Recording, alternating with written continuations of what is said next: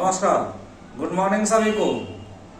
मैं संतोष सगाजी चैनल पर सभी का तहे दिल से अभिनंदन और स्वागत करता हूं। आज हम लोग सीटेट के दृष्टिकोण से एक महत्वपूर्ण टॉपिक देखेंगे, बुद्धि क्या है, और एक सिद्धांत देखेंगे बुद्धि का त्रितंत्र का सिद्धांत। एक तो ध्यान से देखिएगा, यहाँ से आप लोगों को 1-2 नंबर मिल जाएगा।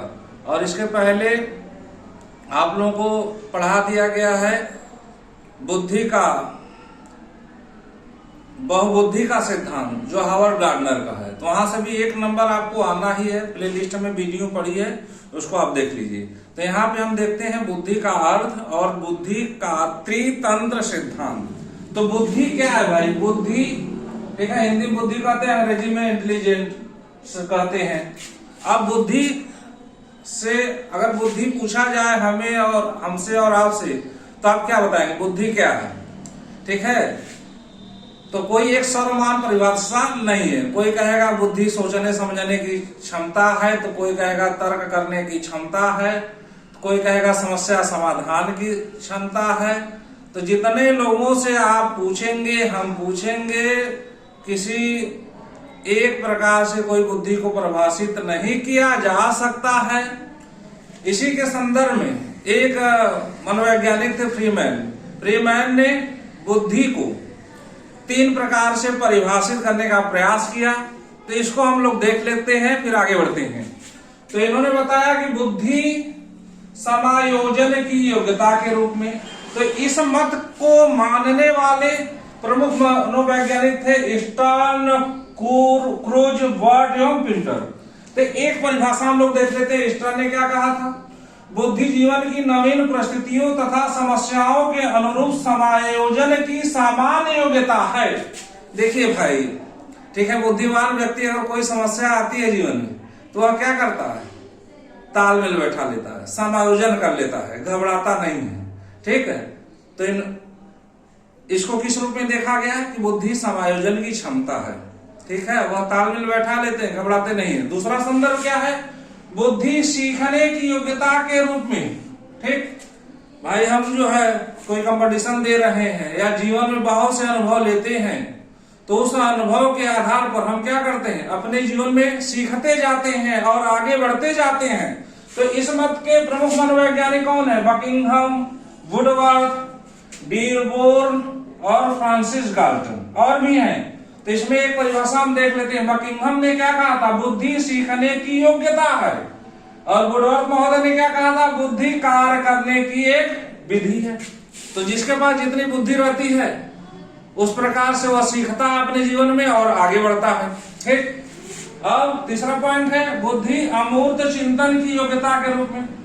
इस मत को मानने वाले प्रमुख मनोवैज्ञानिक थे टर्मन, बीने, स्पीयरमैन। तो इसमें एक टर्मन की परिभाषा बहुत ज्यादा आता है। ठीक है, अमूर्त चिंतन की योग्यता ही बुद्धि है, जो हमें दिखाई न दे। अगर कोई समस्या आ गई है, ठीक है, तो उस समस्या का हम समाधान क्या करते हैं? कल्पना करते हैं, अमूर्त रूप से सोच लेते हैं। ठीक है, उसी पर आगे बढ़ते जाते हैं और उस समस्या का हम क्या करते हैं? समाधान कर लेते हैं। ठीक है, उस समस्या का हम क्या करते हैं? समाधान कर लेते हैं। तो बुद्धि क्या है? अमूर्त चिंतन की योग्यता के रूप में। तो इसी को, ठीक है, एज अ होल दृष्टिकोण से देखते हुए, ठीक है, एज अ होल दृष्टिकोण से देखते हुए अब इसको क्या कहा जा सकता है? तो इसको कहा जा सकता है कि बुद्धि क्या है? बुद्धि बहुआयामी। ठीक है, बुद्धि क्या है भाई? बुद्धि बहुआयामी। इसको अनेक प्रकार से हम क्या कर सकते हैं? देख सकते हैं। तो बुद्धि क्या है? बहुआयामी है। कोई एक आयाम इसके नहीं है। कोई कहता है समस्या समाधान की क्षमता है, कोई कहता है अमूर्त चिंतन की योग्यता है, कोई कहता है समायोजन की क्षमता है, कोई कहता है तालमेल बैठाने की क्षमता है। ठीक है, कोई कहता है सीखने की योग्यता है। तो इस संदर्भ में देखा जाए तो बुद्धि एक आयाम नहीं है, बुद्धि बहुआयामी है। यहां से सीटेट में एक प्रश्न आपको मिलेगा, बुद्धि क्या है?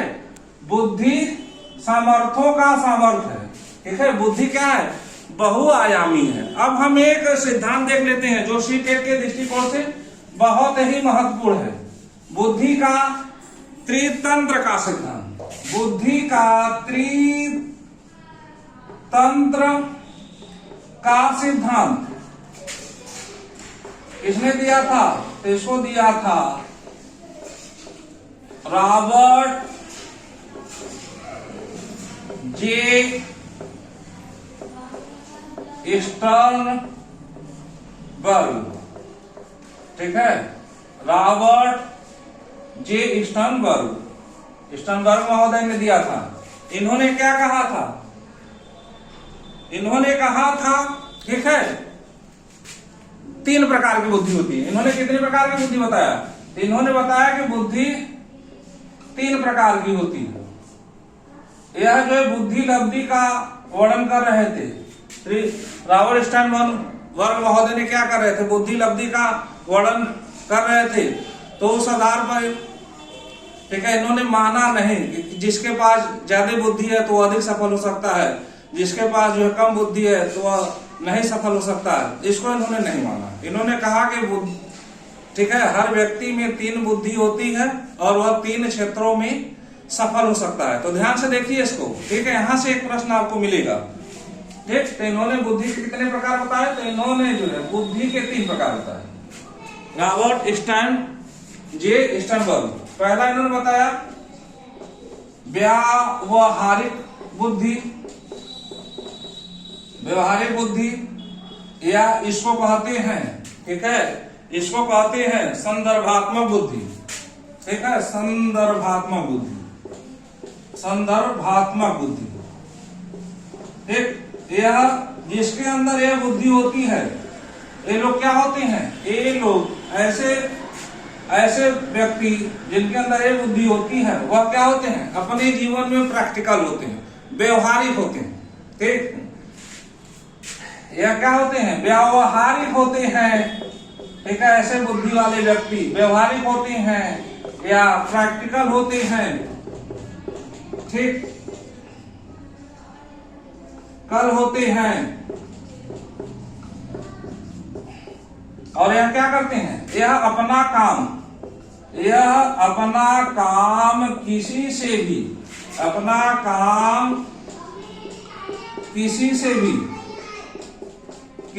भी बड़े आसानी से निकाल लेते हैं। ठीक है, बड़े आसानी से निकाल लेते हैं।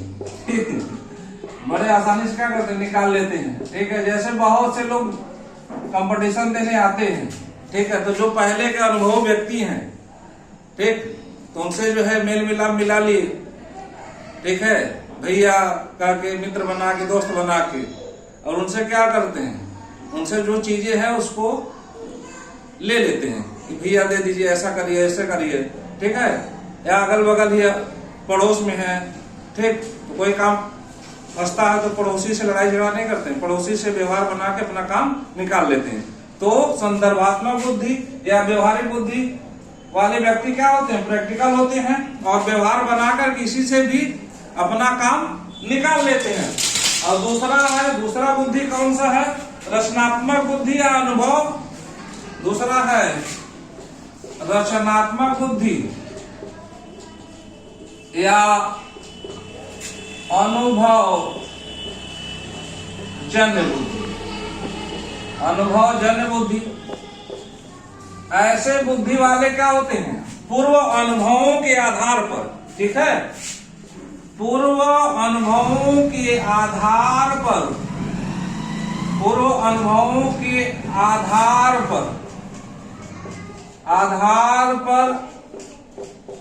किसी समस्या का समाधान करना।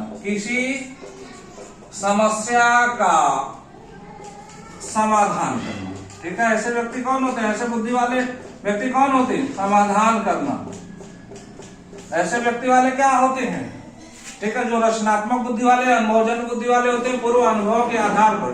देखिए, हमको जो है, हम लोग अपने जीवन में, ठीक है, जब हम जीवन जीते हैं तो बहुत से अनुभव हो जाते हैं, तो उन अनुभव के आधार पर हम क्या करते हैं? किसी समस्या का समाधान कर लेते हैं। तो ऐसे बुद्धि वाले क्या करते हैं? नए नए सिद्धांतों का सृजन करते हैं। ठीक है, ऐसे बुद्धि वाले जो है, ठीक, कौन से बुद्धि वाले? रचनात्मक बुद्धि वाले या अनुभवजन्य बुद्धि वाले क्या करते हैं? नए नए सिद्धांतों का सृजन करते हैं, नए नए सिद्धांतों का सृजन करते हैं। ठीक है, कुछ नया करते हैं, नया खोज करते हैं, नया खोज करते हैं, नया निर्माण करते हैं। ठीक, नया रचना करते हैं, अर्थात समस्या का समाधान नए प्रकार से खोजते हैं। ठीक, तो कोई समस्या आती है तो पूर्व अनुभव के आधार पर उस समस्या का समाधान करते हैं, नए सिद्धांतों का निर्माण करते हैं, रचना करते हैं। तो ऐसे बुद्धि वालों को क्या कहते हैं? रचनात्मक या अनुभव जन्य बुद्धि। ठीक है, और लास्ट बुद्धि हम देखते हैं। लास्ट बुद्धि जो है, तीसरी बुद्धि इन्होंने बताई, विश्लेषणात्मक या घटकी बुद्धि। ठीक है, तीसरी इन्होंने बताई विश्लेषणात्मक या घटकीय बुद्धि। घटकी मतलब अलग अलग घटक। तो इसमें क्या इन्होंने बताया? ठीक है, ध्यान से देखिए, इसमें इन्होंने क्या कहा? विश्लेषणात्मक मतलब किसी चीज को अलग अलग करना। मान लीजिए कोई समस्या आती है तो उस समस्या को पार्ट पार्ट में क्या करना? डिवाइड कर देना। ठीक है, घटकी मतलब घटकों में बांटकर किसी समस्या का क्या करना? समाधान करना। तो यह किसके अंतर्गत आता है? विश्लेषणात्मक या घटकी बुद्धि के अंतर्गत आता है। जैसे आप जो है सुपर टेट का एग्जाम दे रहे हैं। ठीक है, सुपर टेट देना है प्राथमिक शिक्षक भर्ती के लिए, तो इसमें कुल जो है 14 विषय हैं। ठीक है, 14 विषय एक साथ पढ़ेंगे तो घबरा जाएंगे। ठीक, तो हम 14 विषय को क्या करेंगे? ठीक है, विश्लेषणात्मक या घटकी अलग अलग करके पढ़ लेंगे, अलग अलग या पार्ट में कर जो है पढ़ लेंगे। तो समस्या क्या हो गया? आसान हो गया ना। अब पार्ट पार्ट में कर लिया, ठीक, तो समस्या क्या हो गई? कम हो गई। अब एक साथ जो है पढ़ते घबरा जाते।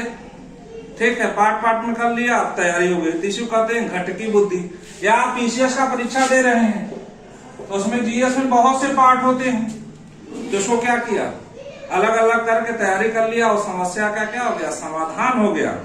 ठीक है, तो यह एक बहुत ही महत्वपूर्ण सिद्धांत है। सीटेट में यहां से एक प्रश्न आता है, साथ में आपका, ठीक है, बहुबुद्धि का सिद्धांत हावर्ड गार्डनर महोदय ने दिया था। ठीक, प्ले लिस्ट में वीडियो पड़ी है, वहां से भी एक प्रश्न आता है। ठीक, और एक प्रश्न जो है आपका बुद्धि से आता है। बुद्धि क्या है? बुद्धि बहुआयामी है। बस इतना ही याद रखिएगा, इस सिद्धांत को याद रखिएगा, यहां से 1-2 नंबर आपको मिल जाएगा। ठीक है, और बाकी जो है जो सिलेबस के अनुसार अभी जो सिलेबस बाकी है उसके अनुसार भी मैं आगे सीटेट के दृष्टिकोण से पढ़ा दूंगा। ये सीटेट के दृष्टिकोण से चल रहा है। ठीक है, अभी जो है जब टेट के दृष्टिकोण से पढ़ाया जाएगा तो वहां पर बृहद रूप से आपको पढ़ाया जाएगा, बृहद रूप से कंटेंट दिया जाएगा, कंसेप्ट दिया जाएगा। ठीक, वहां पे और बृहद रूप से दिया जाएगा, तो जिससे आपकी तैयारी बेहतरीन हो सके। और मेहनत से आप पढ़ लेते हैं, ईमानदारी से पढ़ लेते हैं, बार बार जो इन वीडियो को देख लेते हैं, प्ले लिस्ट में भी वीडियो पड़ी है, तो आप जो है 30 में सीटेट में 30 सीडीपी में लाएंगे, मुझे विश्वास है, क्योंकि पूर्व में पढ़कर लोग ला चुके हैं। तो ठीक है, मेहनत खूब करिए, अच्छे से पढ़िए, जो है अपने जीवन में सभी लोग सफल हो जाइए। ठीक, अब अगले क्लास में किसी अन्य टॉपिक के साथ मिलते हैं। Thank you so much.